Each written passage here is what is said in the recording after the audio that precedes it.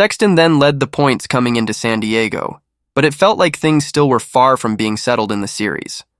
While most assumed Jet Lawrence would put a muddy 9th place behind him and battle for the win again in San Diego, press day ahead of the race gave us a different story after Lawrence crashed hard casing a rhythm jump and bruised his thumb. He was still slated to race, but he was definitely no longer 100% physically, and that left the opportunities open. Plessinger actually lapped Eli Tomac, who was running just inside of the top 10 and was slowly catching his teammate Chase Sexton to also put him a lap down as well.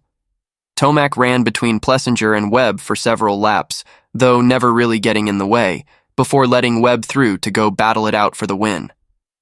With 2 laps to go, Plessinger lapped Sexton. When Webb dove to the inside of Sexton to go by as well, their 2 lines ended up coming together, and the slight collision cost Webb a lot of time. Webb crossed the line just 2.1 seconds behind Plessinger and had some words for Sexton after they crossed the finish line.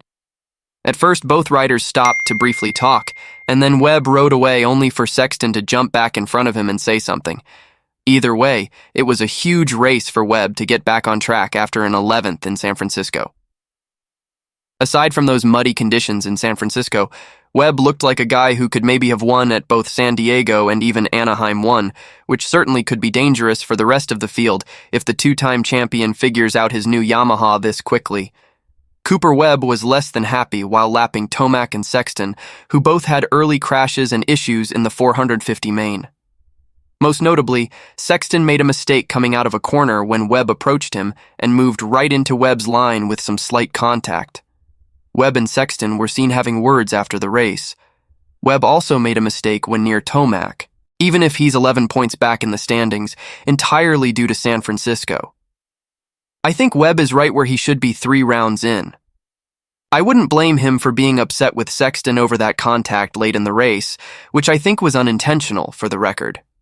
I doubt Sexton is trying to make enemies this early in the year, but Webb has also been on the other end of that himself, that being Houston 3 in 2021, with Dean Wilson playing the role of Sexton, and Ken Roczen playing Webb. Bad luck aside though, I'd feel great if I were a Webb fan right now. The wins are coming, and soon I'd imagine. And that's the last thing any of these title contenders want.